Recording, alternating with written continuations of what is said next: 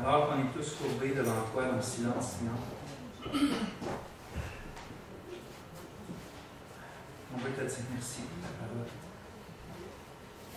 À cause de ta parole, Seigneur, on n'a pas à chercher partout pour savoir comment on doit être, ou quoi penser, ou comment agir, ou qu'est-ce que la vérité. Seigneur, c'est toi la vérité. Tu es la vérité, le chemin et la vie, et nul ne vient au Père que par toi. Seigneur, tu es le pain de vie qui satisfait nos âmes. Tu es l'eau qui jamais va manquer pour nos cœurs. Seigneur, tu nous as sauvés par grâce gratuite. Tu nous as donné ton salut à nous qui ne méritent rien de toi. On mérite, oui, une chose, c'est ta colère, Seigneur. On mérite ton jugement à cause de nos péchés, à cause qu'on cherche un plaisir en n'importe quoi d'autre qu'en toi. Seigneur, par nature, on est des enfants de colère qui méritent ton jugement. Gloire à toi de nous avoir transportés du royaume des ténèbres à celui de la lumière pour faire briller ton amour et ta grâce et ta joie dans un peuple, ton Église. Seigneur, tu nous invites à vivre d'une façon bien précise.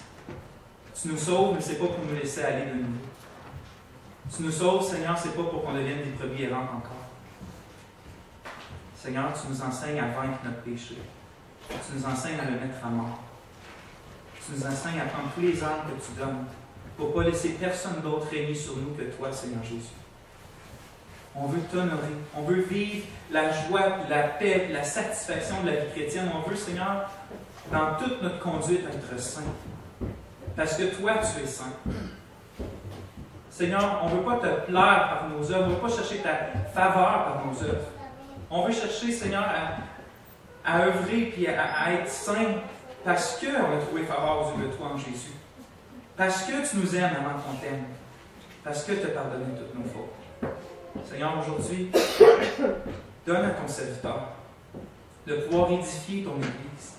Parle aux personnes qui t'appartiennent. Parle à ceux qui ne t'appartiennent pas. Seigneur, convainc nos cœurs. Amène-nous à marcher vraiment avec toi. Et ça pour la gloire de ton nom qu'on trouve en Jésus. Amen. Bien-aimés de Dieu, est-ce qu'on réalise qu'on est présentement dans une guerre? Je crois que pour la plupart d'entre nous, puis en tout cas du moins pour moi, on n'est pas réellement, juste pas réellement conscient qu'il y a une réelle et violente guerre qui se déroule à chaque instant, à chaque moment de notre vie. L'état d'urgence est depuis longtemps décrété, des précieuses vies sont en jeu, mais est-ce qu'on est sur le qui-vive puis prêt à combattre? Est-ce qu'on est personnellement en état d'alerte? Pas juste qu'on sait que le cri de guerre est donné, pas juste qu'on sait que l'ennemi envahit, mais est-ce que nous, on est personnellement alertes, comme si on serait réellement au combat?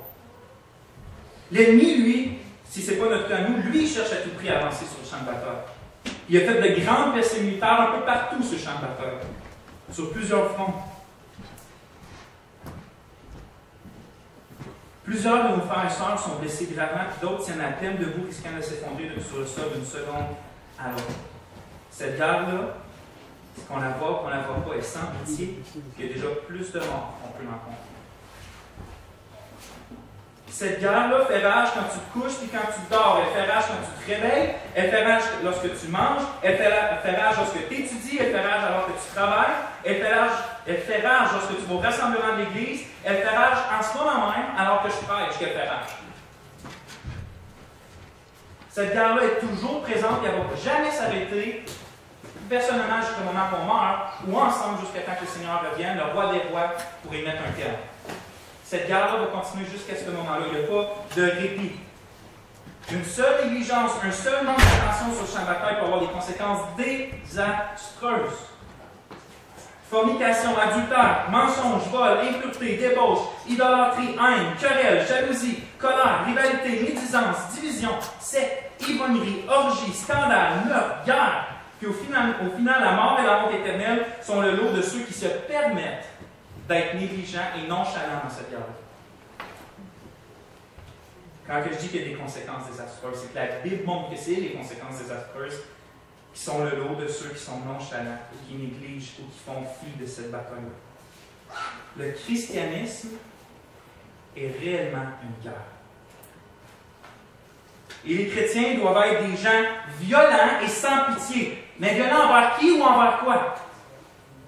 Pas envers les musulmans, pas envers les bouddhistes, pas envers les catholiques, pas envers les athées, pas envers la communauté LGBTQ, pas envers nos épouses, pas nos maris, pas nos enfants. On va laisser l'apôtre Paul nous répondre contre qui on doit être violent. Il est écrit en Romains 8,13 « Car si vous vivez selon la chair, vous mourrez. Mais si par l'esprit vous faites mourir les actions du corps, vous vivrez. » Est-ce que vous avez bien entendu ce que Paul a dit? Qui qu'on doit tuer, qui qu'on doit assassiner, qui qu'on doit faire mourir? C'est pas les autres. C'est pas les autres qu'on est en guerre contre. C'est pas ton frère dans la foi, puis c'est pas lui qui n'est pas dans la foi. Paul écrit, faites mourir les actions du corps. Chacun de nous doit être violent envers ses propres, à lui, pulsions charnelles. Chacun doit chercher à tuer son propre péché. Pas le péché des autres. Ça, je sais qu'on est bon à essayer de tuer le péché des autres, mais on n'est pas appelé à essayer de tuer le péché des autres. Chaque personne est appelée, par l'Esprit de Dieu, comme on va voir aujourd'hui dans le prochain message, à tuer son propre péché. Ton propre péché à toi, mon propre péché à moi. La guerre dont je parle est donc la guerre contre notre péché. Frères et sœurs, je vous répète ma question de manière individuelle, celle que j'ai posée au début. Est-ce que tu réalises que tu es dans cette guerre-là, contre tes pulsions charnelles, contre ton péché, contre tes convoitises? Sache que si la réponse à ça est non, comme des fois je le réalise dans ma vie, ben, tu es comme un soldat qui fait des mots croisés ou qui passe dans les nuages au milieu du champ de bataille, debout, sans équipement. Ne nous laissons pas à croire que seuls les chrétiens vivant la persécution sont en guerre. Ça, c'est un mensonge. Si on pense que le champ de bataille est de l'autre côté de l'océan, c'est un mensonge. Ils ont leur bataille particulière, mais je vous garantis, la Bible garantit qu'on a notre bataille particulière à chaque instant de notre vie contre notre péché. La guerre est ici maintenant. C'est un de nos grands problèmes, souvent, c'est qu'on n'agit pas comme si. On agit en fait comme si on ignorait. Comme si on ignorait tout simplement que du moment où tu te lèves, justement, où tu te couches, puis même quand tu te réveilles la nuit, puis même dans tes rêves, peu importe le moment, tu es toujours sur le pied de guerre contre ton péché. Les chrétiens marchent vers le réel patrie, qui est la cité céleste, mais ils ne s'y rendent pas en gougoune, ou pour mes amis français, en claquette, ou en pantoufle. C'est en armure de combattant et à l'affût de tout danger qu'ils marchent vers la cité céleste. Ce n'est pas une marche au bord de la plage aller vers la cité céleste. En d'autres mots, en attendant le retour de notre merveilleux roi, on lutte férocement contre ce qui reste de péché en nous. On n'attend pas le jour, on ne dit pas « malheur à moi, j'attends seulement le jour du Seigneur, puis je fais rien en ce moment contre le péché, que je vais encore essayer de prendre racine dans ma vie. » On lutte, on doit lutter férocement, violemment contre le péché qui cherche encore à prendre racine en nous. Nous sommes appelés à être violents envers tout ce qui nous entrave dans notre amour et notre satisfaction en Dieu et tout ce qui nous stoppe dans notre amour et sacrifice pour les autres. Voyez-vous comment le christianisme est différent? Tandis que d'autres religions assez grandes vont dire qu'il faut être violent envers les autres pour les emmener dans notre religion. Le christianisme va dire non, il faut être violent envers nous pour tout ce qui nous empêche d'aimer les autres. Il faut être violent férocement envers notre péché pour ne pas être violent envers les autres. Il faut être violent envers nous pour ne pas être des gens égoïstes, pour ne pas être des gens cupides, pour ne pas être des gens qui ne manifestent pas ce que Christ est. Et certains, jusqu'à ce moment, trouvent que l'utilisation du mot violent n'est pas vraiment un propos qui est trop fort. Je vais vous laisser entendre les paroles du Seigneur Jésus lui-même. En Matthieu 11,12, Jésus dit « Depuis le temps de Jean-Baptiste jusqu'à présent, le royaume des cieux est forcé, et ce sont qui? Les violents qui s'en emparent. » Il dit aussi ailleurs des paroles bien connues « Si ton œil droit est pour toi une occasion de chute, arrache-le et jette-le loin de toi. Car il est avantageux pour toi qu'un seul de tes membres périsse et que ton corps entier ne soit pas jeté dans la géhenne. Et si ta main droite est pour toi une occasion de chute, coupe-la et jette-la loin de toi. Car il est avantageux pour toi qu'un seul de tes membres périsse, que ton corps entier n'aille dans la géhenne, dans les temps de feu. » C'est assez violent, ça, comme langage que Jésus utilise. Ce dernier passage-là que je viens de lire ne parle pas de mutilation physique. Jésus prend une image qui montre clairement avec quel genre de violence on devrait agir contre ce qui est encore de péché en nous. Avec quel genre de haine et de violence on devrait agir. Pas littéralement cocher ton bras, mais violemment essayer de tuer toute racine de péché dans ta vie. Le Seigneur mentionne que c'est sérieux au point que notre destination finale est en jeu dans ce combat-là. Puis Paul va répéter la même chose. Il va dire que si on vit selon la chair pour accomplir les désirs de la chair, on va mourir. Mais si par l'Esprit, on tue les actions du corps, on met les actions du corps à mort, on va vivre. On va voir ça plus en détail, peut-être tantôt, ou du moins dans le prochain message. Mais soyez pas inquiets, frères et sœurs, mon message se veut tout sauf un message contradicteur. J'en ai marre de la morale, j'en ai marre de juste me faire dire ce qui est bien puis ce qui est mal, puis débrouille-toi pour faire ce qui est bien, retire-en l'orgueil, puis quand tu fais ce qui est mal, ben, sens-toi coupable jusqu'à la mort. Ce n'est pas le genre de message que je veux faire ce matin. Ce n'est pas le message de la Bible, ce n'est pas le message de Jésus, puis ce n'est pas le message que les prédicateurs devraient avoir. Ce n'est pas le message de l'Évangile. Mon but, ce n'est pas de faire de nous des pharisiens. On est des tueurs de péché, on est plus que juste des tueurs de péché. Mon message, premièrement, est pour moi, frère Sam. Je déteste mon péché. Pas vous? Je ne veux pas gagner les faveurs de Dieu en tuant mon péché. Christ est ma seule justification. Puis je m'accroche à lui de toute ma foi. Mais je veux quand même arrêter de pécher. Je veux arrêter de ne pas refléter toujours la gloire de Dieu. Je veux arrêter d'être orgueilleux. Je veux arrêter d'être égoïste. Je veux aimer Dieu, je veux aimer ma femme, je veux aimer mes enfants. Je veux vous aimer, je veux aimer le monde sans entrave qui vient en dedans de moi. Je ne veux jamais que quelque chose m'empêche par égoïsme ou par lâcheté ou par paresse ou par orgueil d'accomplir le bien que Dieu me demande de faire. Ou de tout simplement de voir lui dans toute sa beauté, dans tout l'éclat de sa gloire. Je ne veux rien laisser dans mes yeux inaptes à voir la beauté de mon Dieu puis rendre insensible mon cœur à sa majesté. Je déteste l'œuvre et le fruit de mon péché dans ma vie. Je le déteste. Puis ce message-là est bon premièrement pour moi avant tout. Puis même s'il n'y avait personne qui serait venu un matin, moi je serais quand même venu, je serais quand même monté sur cette tribune-là pour me prêcher de tout mon cœur, de toute ma force, à moi-même. Parce que j'ai besoin d'entendre et de repasser dans mon cœur ce que je prêche aujourd'hui. Fait que je suis là assis en avant pour entendre ce message-là. Parce que je veux être davantage conscient de la guerre qui se passe en dedans de moi, puis je veux être davantage équipé. Je ne veux pas juste être conscient, je veux être équipé et être en mesure de combattre et de mettre à mort mon péché. C'est ça que je veux faire. Il y a des moyens, la Bible dit, de mettre à mort notre péché. Comment? Pourquoi? C'est ça que je veux savoir. En espérant que j'ai eu votre attention jusqu'à maintenant. Je vous fais maintenant tourner dans le texte principal qu'on va voir aujourd'hui. Dans Romains 6, 12, 14. Romains 6. C'est la page 700, la petite Bible. S'il y a personne, s'il y a quelqu'un qui n'a pas de Bible qui aimerait en avoir une, on a des petites Bibles bleues en arrière, c'est la page 736. Vous pouvez la garder avec vous et l'emmener même chez vous si vous n'en avez pas. Romains 6, 12 à 14.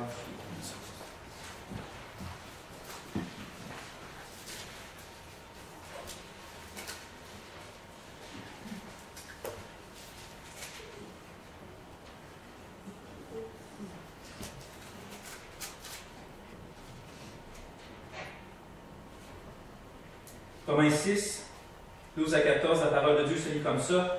Que le péché ne règne donc pas dans votre corps mortel pour vous faire obéir à ses convoitises. Et ne livrez pas vos membres au péché comme instruments d'injustice, mais livrez-vous vous-même à Dieu, comme d'entre les morts étant fait vivant, et vos membres à Dieu comme instruments de justice. Car le péché ne dominera pas sur vous parce que vous n'êtes pas sous la loi, mais sous la grâce. Dans une guerre, dans n'importe quelle guerre, il est à notre avantage de connaître la situation dans laquelle on est, n'est-ce pas? On va débuter donc avec quelques remarques sur le champ de bataille qu'on voit dans les versets 12 à 14. On va voir les détails sur le champ de bataille, on va voir qui est notre ennemi, on va voir sa tactique. Puis on va se tourner la semaine prochaine, Dieu voulant, sur notre réplique, sur comment, de façon pratique, on tue le péché dans notre vie. C'est pas réellement aujourd'hui qu'on va le voir. Aujourd'hui, c'est plus un réveil que je fais à mon âme et que j'espère que l'Esprit peut faire dans l'âme de certains d'autres, comme on est réellement dans un champ de bataille. L'enjeu est vraiment important, drastiquement important. Puis en même temps, on va commencer à voir comment que le péché réussit à venir régner dans notre corps, dans certains de nos membres, dans notre corps. Donc, le champ de bataille. Commençons par décrire la situation du champ de bataille telle qu'elle est présentée dans notre passage. Quelqu'un a déjà fait ressortir 8 choses qu'on voit à propos de la guerre dans ce celle-là. J'en ai mentionné quelques-uns, puis je vais commenter un peu après par rapport à quoi ça rapporte dans nos vies, ça. La première chose qu'on voit, on va dire la première vérité. Le premier thème qu'on voit, c'est que dans ces versets-là, il y a un trône, puis il y a un règne royal. Regardez le verset 12. Que le péché ne règne donc pas. Que le péché ne règne donc pas. Le mot règne, en grec, c'est simplement la forme verbale du mot roi. Donc c'est pour ça que je dis un règne royal, un trône. Il y a un règne qui est contesté dans nos vies. Il y a quelqu'un qui est assis sur un trône, il y a quelqu'un qui veut lui enlever sa place. Il y a quelqu'un qui cherche à régner, quelqu'un ou quelque chose qui a le désir de posséder le trône qui est dans ta vie. C'est la première chose qu'on voit. Deuxième chose qu'on voit, c'est qu'il y a un adversaire à ce trône-là, justement, un envahisseur, un rebelle qui veut s'emparer de ce royaume-là. Puis c'est qui? C'est le péché. Que le péché ne règne donc pas. C'est lui notre ennemi, frère et sœur. Il est en révolte, il est en mutinerie, puis il y a des moyens de mener un coup d'État, puis c'est ce qu'il essaie de faire, il essaie de conquérir le trône de vos vies, le trône de votre corps, le trône de votre cœur. Puis on est tous appelés dans ces versets-là à lui résister. 3. Il y a une ville dans ces versets-là ou un château qui sont attaqués par l'ennemi du trône, l'ennemi qui cherche à avoir le trône. Puis cette ville-là, ce château-là, c'est notre corps. Que le péché ne règne donc pas dans votre corps mortel. Et c'est là que la bataille est. Autant il y a de personnes qui sont assemblées ici ce matin, autant il y a de champs de bataille différents. Parce que chacun de votre corps avec votre trône est le champ de bataille. Votre corps est le trône. Votre corps est le château. Et dans votre corps, dans votre trône, il y a un trône. Et les péchés tentent de rentrer là, par votre château, par votre corps, pour s'asseoir sur le trône. Quatrième chose. Il n'y a pas juste un trône, il n'y a pas juste quelqu'un qui cherche à prendre le trône. Ce trône-là n'est pas juste dans un château, mais quatrième chose, on voit qu'il y a des serviteurs dans le château qui peuvent donner des agents secrets trompeurs du chef rebelle et utiliser leur rôle de serviteur pour séduire et capturer les parties du château. Je m'explique. On voit dans ce verset-là qu'il y a des serviteurs qui sont appelés les désirs. Que le péché ne règne donc pas dans votre corps mortel pour vous faire obéir à ses convoitises. Le mot traduit par convoitise veut littéralement dire désir. Il est neutre. Il peut autant être bon, il peut autant être mauvais. Par exemple, Paul va écrire aux Thessaloniciens au chapitre 2, 18. Il va écrire ça. Pour nous, frères, après avoir été quelque temps séparés de vous, le corps, mais non de cœur, nous avons eu d'autant plus ardemment le vif désir, c'est le même mot, de vous voir. C'est très positif dans ce cas-là. De plus, dans la construction grecque de cette phrase dans Romains, ce n'est pas les désirs du péché. Le mot désir n'est pas associé au péché, mais est associé au corps. C'est les désirs du corps. Ils sont les serviteurs du château. Les désirs, c'est les serviteurs de votre corps. Puis l'ennemi désire les capturer pour qu'ils deviennent de mauvais désirs ou des convoitises qui vont agir comme des traîtres pour posséder quelques parties de votre corps. On a des désirs, on va voir tantôt, que Dieu nous a donnés qui sont légitimes. La faim, la soif, le désir de sexualité, toutes ces choses-là, c'est des désirs que Dieu donne, c'est des serviteurs, c'est pour servir notre corps, servir la gloire de Dieu. Mais l'ennemi va s'en emparer ou cherche à passer par eux pour les corrompre, pour posséder une partie de votre corps qui est supposée d'être pour la gloire de Dieu, mais qui veut corrompre pour donner des instruments d'injustice. Donc, il y a un trône, il y a un ennemi qui cherche à prendre le trône. Ce trône-là, dans ce château-là, il y a des serviteurs que l'ennemi tente d'influencer pour qu'au lieu de te servir, deviennent des traîtres contre toi. 5. Il y a aussi des armes dans le château qui peuvent être capturées et utilisées par l'ennemi à des fins injustes. Ces armes-là sont les parties de votre corps. Ce sont vos yeux, vos oreilles, vos langues, vos mains, vos pieds, votre langue, pas vos langues, j'espère, vos mains, vos pieds et vos organes sexuels, votre cerveau, etc. Verset 13, ça dit, ne livrez pas vos membres au péché comme des instruments d'injustice. Encore une fois, le mot instrument, il est utilisé 4 fois dans le Nouveau Testament. 3 fois c'est Paul, 1 fois c'est Jésus en Jean 18. Puis dans toutes les autres places, il est traduit par arme. Pas instrument, mais arme. Autrement dit, c'est l'apôtre Paul qui utilise le langage du combat pour nous aider à saisir la réalité du péché dans nos vies. Jusqu'à maintenant, Paul parle de règne, parle d'armes, pas juste instrument, mais le péché tend à s'emparer de vos membres comme des armes d'iniquité, comme des armes d'injustice pour faire du tort, pas juste comme des instruments pour faire de la musique, des armes. Ne laissons pas donc, ce que Paul dit, c'est que ne laissons pas le rebelle, qui est le péché, capturer les membres de notre corps et les transformer en armes d'injustice contre le vrai roi qui devrait être là. 6. Comme je viens de dire, il y a déjà un vrai roi, par exemple, dans ce royaume-là. Ce roi-là, c'est Dieu. de cette phase 2. Il dit, ne livrez pas vos membres au péché, qui est l'adversaire, comme instrument d'injustice, mais livrez vous-même à Dieu, comme d'entre les morts étant fait vivant, et vos membres à Dieu, comme des instruments de justice. Le véritable roi est donc Dieu. Le péché, lui, c'est un rebelle. Puis Paul nous dit de rester fidèle à notre vrai roi et de garder les armes que ce roi-là nous a données, les désirs que ce roi-là nous a donnés pour lui, et pas les donner à un autre, qui est notre ennemi. Et certes, finalement, il y a une loi constitutionnelle dans ce royaume-là, à savoir la grâce et pas la loi. Verset 14, car le péché ne dominera pas sur vous, parce que vous n'êtes pas sous la loi, mais sous la grâce. C'est la loi constitutionnelle qui constitue ce château-là. Cette loi fait toute la différence, parce qu'elle enlève la condamnation à mort, puis elle donne la puissance de toujours se relever après une défaite. C'est la grande différence avec la loi. La loi, tu vas tomber, il va dire « mort ». La grâce va dire « confie-toi en Christ, relève et continue ». Il va te donner en plus la puissance de le faire. Pas juste le dire de le faire, il va donner la puissance, le fondement et le but de le faire.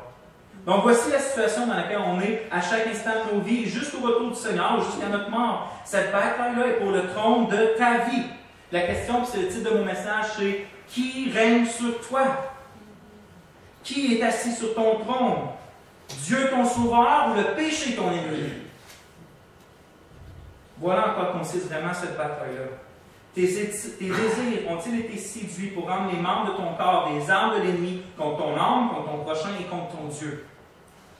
Je répète, tes désirs légitimes ont-ils été séduits pour rendre les membres de ton corps des armes de l'ennemi contre ton âme, contre ton prochain et contre ton Dieu? Ne croyons pas un instant qu'on peut se donner du répit contre cet ennemi-là, parce qu'il est plus redoutable qu'on pourrait l'oser le croire. Et j'aimerais parler justement un peu de cet ennemi-là, le péché. Le péché. Paul, il rend comme le péché une personne, mais en réalité, c'est notre vieux nous que la Bible va dire. C'est la personne qu'on est avant que le Seigneur Jésus, par l'Esprit, vienne nous régénérer et nous transformer en une nouvelle créature. C'est en d'autres mots, c'est un peu dur à comprendre comme concept dans la Bible, c'est ce que Paul utilise, il en parle comme une personne, mais c'est un peu ce qui reste de ne pas racheter en nous, de ne pas changer en nous. Il y a quelque chose en nous, à quelque part, c'est pas simplement notre corps, c'est le corps du péché, à quelque part. Et ça, c'est notre nous qui veut encore pas de Dieu. C'est notre nous qui veut encore faire tout à sa façon, qui veut prendre plaisir dans la satisfaction immédiate du péché plutôt que dans les plaisirs éternels de Dieu. Et notre vieux nous déteste Dieu, il déteste la loi de Dieu. Il ne veut pas la paix de Dieu, il ne veut pas la joie de Dieu, il est contraire à tout ce que Dieu est. En fait, le péché est le plus redoutable de tous nos ennemis. Le péché est le plus redoutable de tous nos ennemis. Satan et le monde, qui est nos deux autres ennemis, je ne parle pas des gens, mais le monde dans lequel on vit, le monde anti-Dieu, n'ont d'accès envers nous que par notre péché. Satan et le monde peuvent juste nous influencer dans la mesure où que le péché nous influence.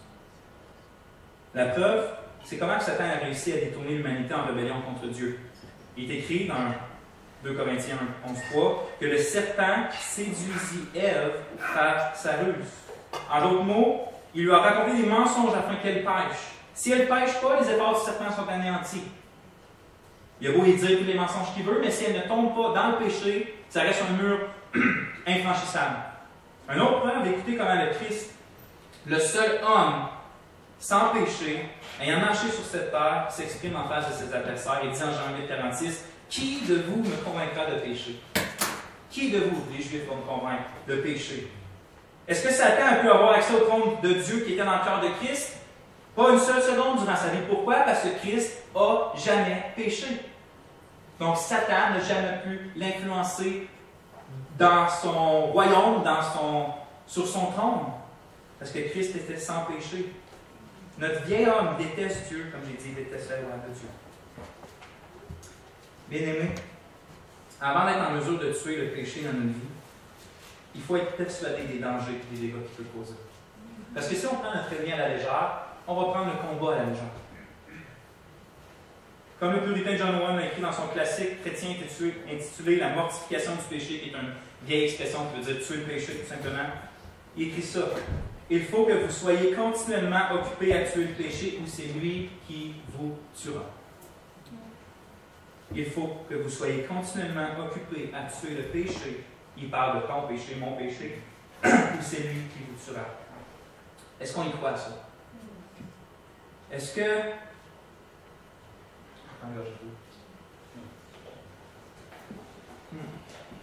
Si on n'est pas engagé nous, dans cette guerre, le péché, lui, pour sa part, il ne prend aucune pause. Jamais, jamais, jamais, jamais.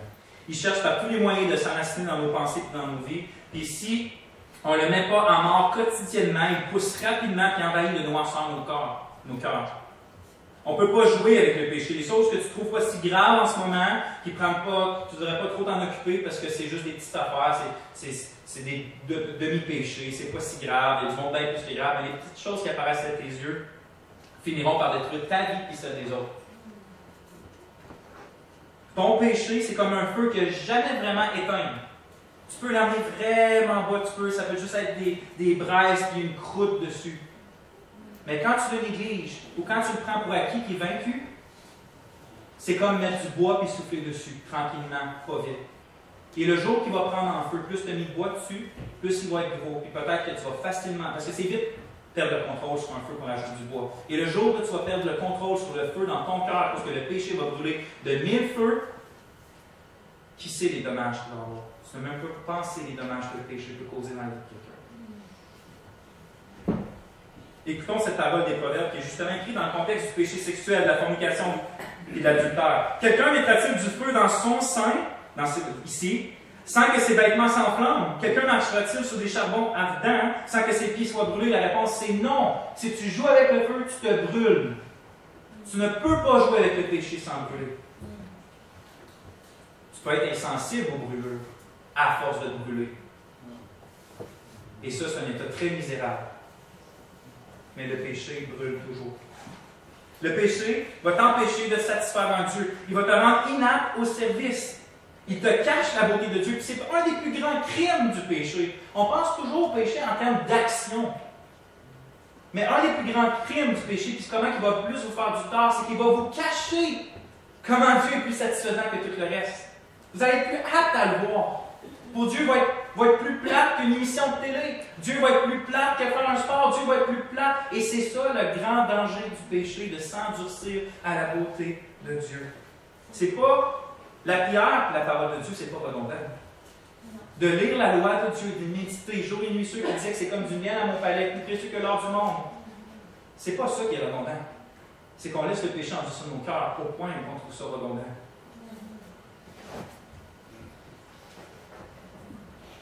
Le péché, pour le dire simplement, n'est qu'amertume et désolation, moisson et mort. Le péché est comme le cancer, il va corrompre premièrement ce qui est sain, il va le multiplier à une vitesse inimaginable pour tuer finalement tout le corps.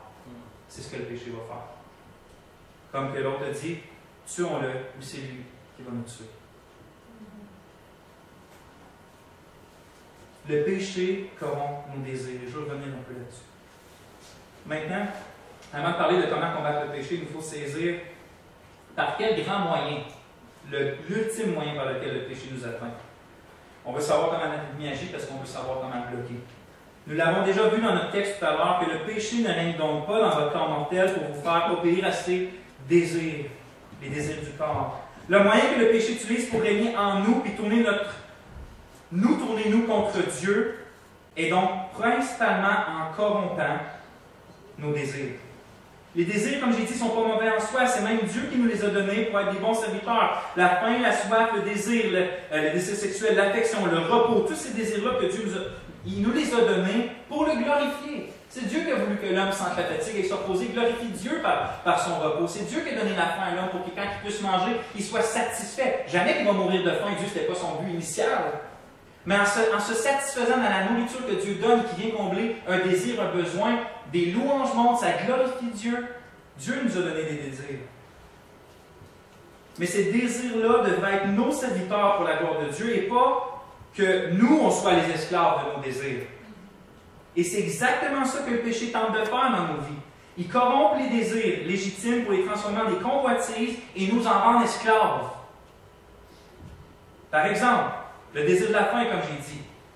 Il nous sert bien, il nous amène à rendre gloire à Dieu. Mais quand le péché capture ce désir-là, capture ce serviteur-là dans ton corps, ce désir devient quoi? Gourmandise, boulimie, anorexie? Il nous gouverne pour servir ses plans. Donc, au lieu de se servir du désir sain de la nourriture pour manger et rendre gloire à Dieu, le péché vient, capture ce serviteur-là, et ce serviteur-là se sert de ta bouche pour devenir un instrument d'iniquité, pour te détruire toi, les gens qui t'entourent et déshonorer Dieu. Le péché est d'abord entré en corrompant le désir de la faim. Ou le désir de la satisfaction sexuelle, c'est un bon serviteur de l'humanité. Ça servait à la procréation, c'est un serviteur pour notre joie dans le mariage, et c'est un serviteur pour honorer Dieu, la sexualité. Mais si le péché s'en empare, ce bon désir-là qu'il a pour nous, l'humanité et Dieu devient quoi? Désir de pornographie, de masturbation, de fornication, d'adultère, de relations homosexuelles. Puis nos organes sexuels qui sont supposés être là pour Dieu deviennent des armes pour l'impiété, des instruments d'iniquité. Ou le désir de repos et de sommeil nous sert bien aussi, comme j'ai dit, puis c'est Dieu qui a voulu ça, mais si le péché capture ce désir-là, le désir devient quoi? Paresse, puis notre corps n'est plus qu'une âme, il n'est plus une âme efficace pour le royaume de Dieu. Dans tous ces exemples-là, le péché est rentré en capturant nos désirs. Puis il ne faut pas penser, je ne veux pas qu'il y ait personne ici ce matin qui dise c'est vrai, eux autres avec leur gros péché d'adultère, puis eux autres avec leur gros péché tel, puis tel, puis tel. Non. C'est quel est le membre du corps dans la Bible qui est le plus dangereux et le plus menaçant, lui qui fait le plus de morts? La langue. Est-ce que tout le monde a une langue ici en même temps? Vous avez dans votre bouche un instrument qui est allumé, Jacques va dire, par le feu de l'Éternel lui-même, qui brûle facilement une forêt complète. À votre langue, le pouvoir de la vie et de la mort. Votre langue qui est supposée d'honorer Dieu, de louer Dieu, autant pour les hommes fait à son image, que pour lui, sert la plupart du temps à quoi? Faire du mal aux autres, dire du mal des autres, déshonorer Dieu, maudire, commérer, médisance. Donc, personne n'est à l'abri du péché. Peut-être qu'on n'est pas pris avec les gros péchés. Mais la Bible montre qu'un des plus graves, quand le péché prend un des désirs les plus graves, il prend celui de la langue. Il prend le membre de la langue, le serviteur de la langue. Nous pourrions dire la même chose avec n'importe quel autre désir, en fait. Le désir d'être aimé, accepté, le désir de réussite, le désir d'être en santé ou de confort, le désir d'être utile, etc. Lorsque le péché corrompt ces bons désirs-là, tous ces désirs-là, qui sont les serviteurs de notre château, deviennent alors des serviteurs traîtres, comme Judas, pour nous livrer directement à l'ennemi pour notre paix. Lui qui est supposé d'être le serviteur, comme Judas était supposé d'être le serviteur du Seigneur Jésus, se retourne contre nous, est corrompu et nous livre finalement. Samson, puis je pense que c'est juste en anglais, mais Delilah, son épouse. Delilah. Son épouse. De satisfaire les besoins de son épouse et les désirs de son épouse et les questionnements de son épouse. C'est un désir légitime que Samson devrait faire. Mais quand son épouse est devenue son traître et son ennemi, de maintenant satisfaire les désirs de son épouse et peut-être causer sa perte à lui. Nos désirs, quand le péché s'en empare, deviennent des traîtres, deviennent des Judas. En quoi ça change tout ça, notre approche dans notre combat? Ça nous montre que le combat ne se situe pas, premièrement, dans la manifestation extérieure du péché.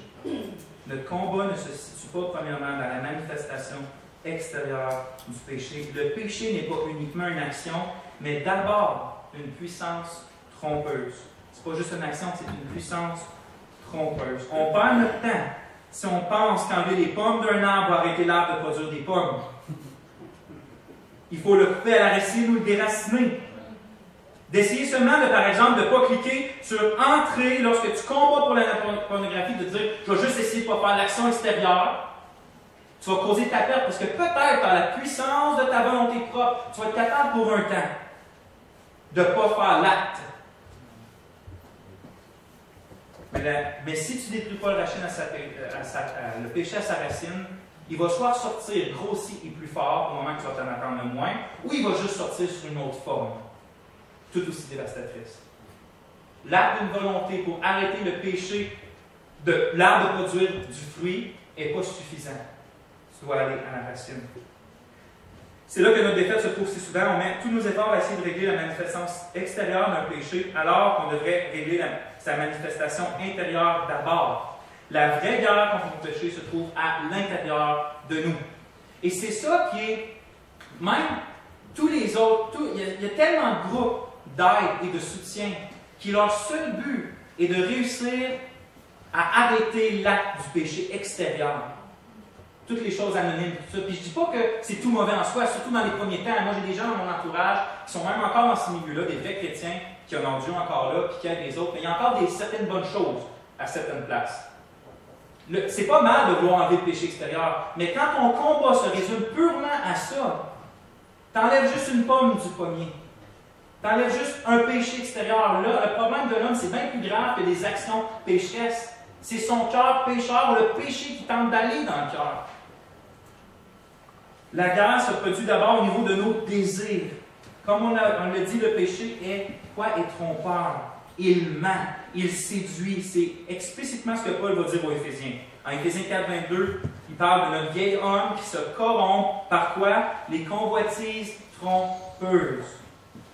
Les convoitises trompeuses, qui insinuent que comment que le péché vient saisir ton désir, c'est en lui mentant, en lui promettant des choses qui ne sont pas vraies. Il le trompe. Ils vont dire, le péché va te dire que ça va être meilleur, puis ça va goûter meilleur, puis tu vas avoir beaucoup de plaisir à faire juste ça, même si ce n'est pas la loi de Dieu, par exemple la fornication avant le mariage, ça va être bien meilleur que d'attendre le plan de Dieu pour ta vie. Et ça, c'est un péché, c'est un mensonge plus que trompeur. Plus que trompeur. On va voir comment ça influence, parce qu'on va voir que dans le combat contre le péché, ce qu'il doit faire, une des facettes du combat, c'est d'aller défaire les promesses du péché par une promesse supérieure. On va voir ça la prochaine fois. Le christianisme n'est pas une religion d'extérieur. Dieu n'est pas venu sauver des pécheurs pour qu'ensuite, ça soit juste des cercueils blanchis, beaux de l'extérieur, mais pleins d'impuretés à l'intérieur. C'est ce que Jésus va traiter les pharisiens. Des cercueils blanchis. Cela est très important à saisir en vue du message la semaine prochaine où on va adresser comment mettre à mort le péché. Parce qu'on se trompe, comme j'ai dit, si on croit qu'on mortifie ou qu'on met à mort ou qu'on domine un péché seulement parce qu'on est capable pour un temps de maîtriser sa manifestation extérieure. Tuer un péché, c'est avant tout de l'empêcher de dominer nos désirs. Pas juste de stopper un coup que les désirs sont saisis et d'essayer de se retenir dans son action extérieure. Vraiment, tuer un péché, c'est d'aller jusqu'à la racine et le couper. Du fait qu'il ne possède plus notre serviteur, le désir. Si on l'enterre seulement, on plante la plante, on met de la terre là-dessus puis un coussin. Si on l'enterre seulement à l'extérieur, il va continuer de faire des racines à l'intérieur. Il va repousser soit avec la même forme mais plus fort, comme j'ai dit tantôt, ou soit sous une autre forme mais tout aussi dévastateur. Nous sommes appelés, frères et sœurs, à tuer le péché. Puis le seul moyen de le faire, c'est par l'Esprit Saint. C'est drôle, tu dois tuer le péché, mais tu n'es pas capable de tuer le péché. Et ce n'est pas toi, premièrement, qui vas tuer le péché dans ta vie. Ce n'est pas une religion d'œuvre. Le seul moyen de le faire, c'est par l'Esprit Saint, comme Paul va le dire clairement en Romains 8. Par l'Esprit, vous faites mourir les actions du corps. Par l'Esprit, dans le contexte de l'Esprit Saint. On va voir ça plus en détail la semaine prochaine, mais jusqu'à maintenant. Est-ce qu'on peut dire qu'on est vraiment engagé dans la bataille pour le trône de nos vies? Jusqu'en ce moment, est-ce qu'on peut dire qu'on est engagé dans cette guerre-là pour le trône de nos vies? La question dans mon titre est la suivante. Qui règne sur toi? La réponse, c'est Dieu. Ou plutôt, ça devrait être Dieu. Alors, je me demande pourquoi si souvent, on va plutôt que mettre le péché à mort, on va aller aider l'ennemi à prendre du terrain et à essayer d'usurper le trône qui vit, le trône qui est dans nos vies. Plutôt que de le résister, on va souvent même l'aider. Ce n'est pas une guerre pour du pétrole avec quoi qu'on parle, de quoi qu'on parle aujourd'hui. C'est une guerre pour la gloire de Dieu dans la joie de ton âme. Lorsque tu ne gardes pas ton âme du péché et des tentations, c'est comme si tu irais de l'autre côté voir l'ennemi pour lui donner un coup de main, de la nourriture, un peu de repos, des munitions, pour venir de ton côté, prendre le tronc qui appartient à Dieu. Frères et sœurs, on est appelés à la liberté. On n'est pas appelés à être des esclaves. On était des esclaves du péché.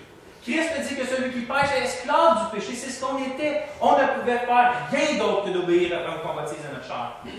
Ça pouvait être en se pensant meilleur que les autres, ça se pouvait en faisant une religion, ça se pouvait faire peu importe. On était soumis au désir de notre chair. Christ est venu avec sa mort sur la croix, nous a associés à lui. C'est toute la discussion de Romains 6. Il nous a tellement unis à lui qu'au moment que lui est mort, notre vieil homme est mort, et quand lui est ressuscité, on est devenu une nouvelle créature avec lui, et cette créature-là va dire qu'il n'est plus soumis ou l'esclave du péché. On n'est pas appelé à faire pas trop attention avec le péché, pas trop attention avec le péché, je vais juste faire attention à cet acte-là, parce que c'est ça qui est publiquement moins correct. On n'est pas appelé à ça, on est appelé à la pleine liberté de ce qu'on est en Christ, et ça, c'est d'être libre de toute convoitise charnelle. Laissons pas les désirs trompeurs nous enlever le trésor pour lequel Christ est mort. Alors, bien-aimés, est-ce qu'on est prêt à apprendre à nous battre contre ce qui attriste le Saint-Esprit, contre ce qui bafoue le nom de Dieu, contre ce qui cloue comme de nouveau le Sauveur du monde à la croix, contre ce qui endurcit nos cœurs et obscurcit nos yeux de la beauté de Dieu, contre ce qui nous enlève notre paix, notre joie et notre force, contre ce qui détruit les mariages et les familles, contre ce qui nous remplit d'amertume et de haine, contre ce qui blesse les autres et nous empêche de servir par sacrifice? Est-ce qu'on est prêt à tuer le péché dans notre vie et à ne pas le laisser régner sur le trône qui revient seulement à notre merveilleux Sauveur? Il y a tellement de fois que moi-même, puis probablement que vous aussi, la seule chose qu'on fait envers notre péché, c'est qu'on se plaint. Ah, pourquoi je suis comme ça? Pourquoi je suis comme ça? Pourquoi Dieu m'a permis de faire ça? Pourquoi ça? Pourquoi ça? On n'est pas appelé à se plaindre. On est appelé à déclarer la guerre à ce péché-là. Laissons faire avec les plaintes. Prenons les instruments que Dieu va nous donner, qu'on va voir la semaine prochaine, puis faisons-y la guerre. Laissons-y aucun espace dans le cœur qu'on a pour aller atteindre le trône. La vie chrétienne, c'est une déclaration de guerre. Puis mon message aujourd'hui, c'est que je déclare la guerre à mon propre péché. Je veux qu'il arrête de prendre l'espace dans ma vie.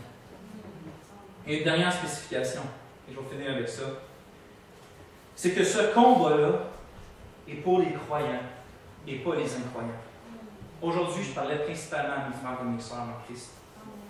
Les incroyants ne sont pas appelés à rentrer dans ce combat-là. Les incroyants ne sont pas appelés à essayer de vaincre leur péché par l'Esprit.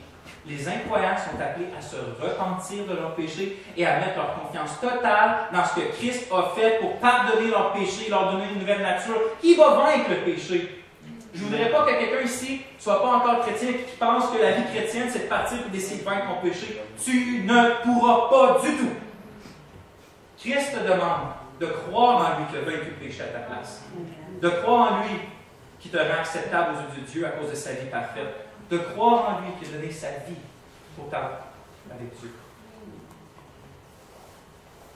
C'est pas pour rien que Paul a passé 5 chapitres dans Romains à montrer, avant de dire faites ceci, il a pris 5 chapitres pour montrer comment Christ a réglé le problème du péché, puis comment nous, on est justifiés par la foi seule, sans les œuvres de la loi.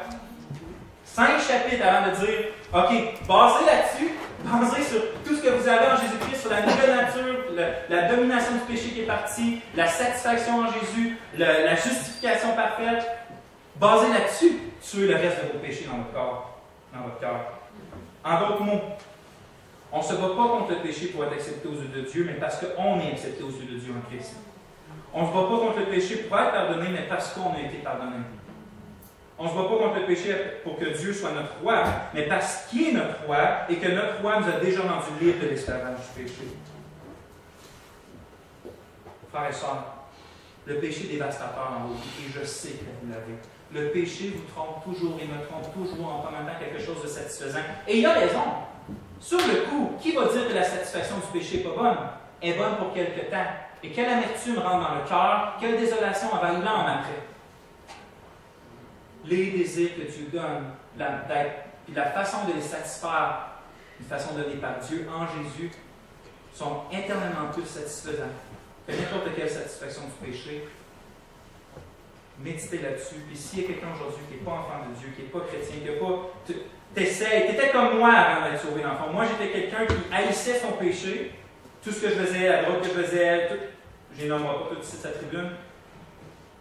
Je le détestais, je me détestais. Parce que j'haïssais ce que je faisais. Parce que j'avais tout quand j'ai levé, quand j'avais 10, 11, 12 ans, puis j'avais été allumé sur comment le péché est dégueulasse. Mais je n'avais pas été autant converti. Mais pendant des années, ce que j'essayais de faire, c'est que je prenais la drogue pendant des heures et des jours et des jours et des jours. Et après certains jours, quand je me couchais et j'étais tellement écœuré, je disais, c'est fini demain matin. Puis à 9 h le lendemain matin, je suis encore en train d'aller la chercher. Puis c'est la même chose avec tous mes autres péchés. J'essayais de régler le problème extérieur. Christ le fait à ta place. Christ peut t'aider. va à Christ. Abandonne. La première chose à faire, repentance veut dire tourner de bord. Arrête d'essayer de faire les choses comme tu veux faire. Tourne-toi de bord vers le Dieu vivant. Supplie-le. Abandonne toute tentative de te relever toi-même. Compte sur sa main qui va te sauver et il va te sauver. Abandonne-toi à Jésus-Christ. Essaie pas de battre ton péché par toi-même, c'est peine perdue, puis tu vas courir à ta tête pour l'éternité. Donc on va prier, François. Seigneur Dieu, je veux te remercier pour ta parole. Je veux te remercier surtout aussi pour ce qu'on va voir la semaine prochaine, que c'est par l'Esprit qu'on met les péchés en mort, Seigneur. On n'est pas orphelins. Tu ne nous laisses pas sur un champ de bataille sans nous équiper parfaitement et nous soutenir, Seigneur, pour nous emmener jusqu'à la fin.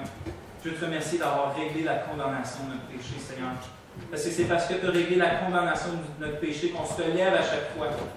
Qu'on se relève à chaque fois, qu'on se confie dans ta bonne nouvelle de l'Évangile, Seigneur. Je veux te remercier parce que tu es plus satisfaisant que tout. Viens aider ton peuple, Seigneur. Viens aider ton peuple à se détourner des voies corrompues du péché et à s'abandonner complètement à toi pour la gloire de ton nom, en Jésus-Christ. Amen.